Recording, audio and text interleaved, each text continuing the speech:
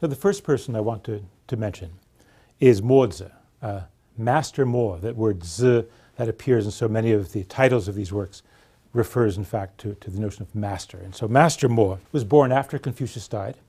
He was anti-Confucian. He thought that the Confucian focus on ritual was a waste of time and money. His family background was very different. He was not an aristocrat. There's some evidence that he came from a family of craftsmen, for example. His school was very interested in technology, and he had followers. They lived as a community. They would travel around from state to state, offering, for example, their technical skills in defending states against attack, but refusing to aid states in attacking others.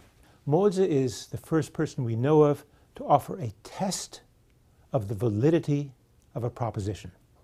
Now, the test may not be what we would find persuasive, but he is trying to figure out how you argue that this proposition is right versus that. He's trying to figure out a standard by which you measure things. And what he proposes is that there should be three standards. Did the ancients think it was right? Does it accord with what people in general know to be so? And does it bring benefit to the people? If a proposition meets all three standards, then it's right. What's interesting is that he uses this proposition to defend the idea of sacrifice to the spirits. Well, he said the ancients sacrificed to the spirits. Most people in daily life think the spirits are real and sacrifice to them. And moreover, it's beneficial because even if there aren't spirits, after all, at the end of a sacrifice, who eats the food? We do, right? So that proposition can stand in his view. What makes Mozi interesting as a thinker is that he's really the first thinker we have that's interested in universal ideas. I want to talk about some of the ideas he has and ask you also to think about how you would evaluate them.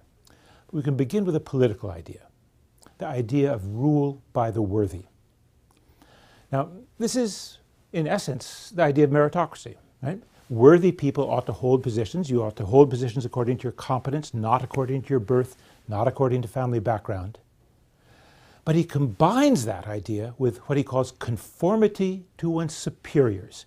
That is, you should rise to a position based on your worth and talent, but you should conform absolutely to your superiors. And of course, if your superiors are there in their position because of their worthiness and talent, then conforming to them is a good thing to do.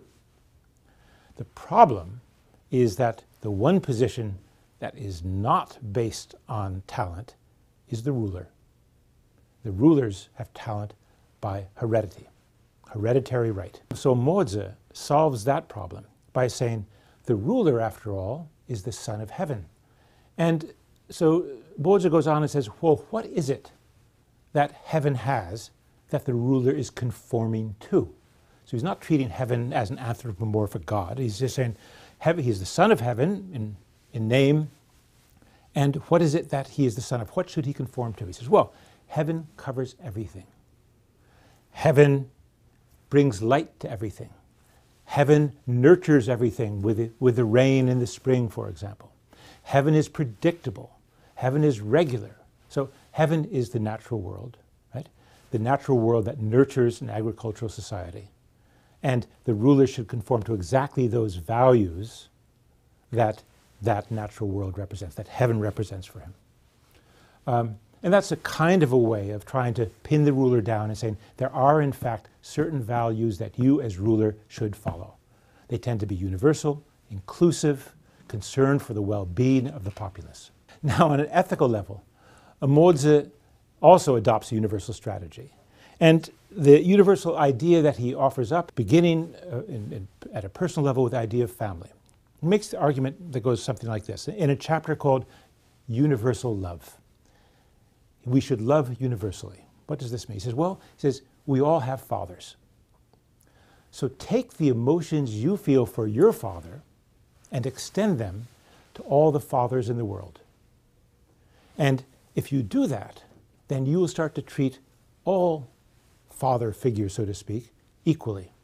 And you will love them all equally.